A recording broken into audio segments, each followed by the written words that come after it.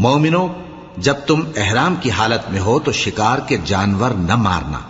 اور جو تم میں سے جان بوجھ کر اسے مارے تو یا تو اس کا بدلہ دے، اور وہ یہ ہے کہ اسی طرح کا چوپایا جسے تم میں سے 2 معتبر شخص مقرر کر دیں قربانی کرے، اور یہ قربانی کعبے پہنچائی جائے، یا کفارہ دے اور وہ مسکینوں کو کھانا کھلانا ہے،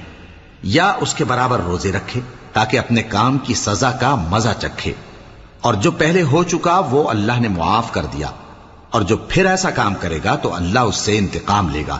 اور اللہ غالب ہے، انتقام لینے والا ہے۔ تمہارے لیے دریا کی چیزوں کا شکار اور ان کا کھانا حلال کر دیا گیا ہے، یعنی تمہارے اور مسافروں کے فائدے کے لیے، اور جنگل کی چیزوں کا شکار جب تک تم احرام کی حالت میں ہو تم پر حرام ہے،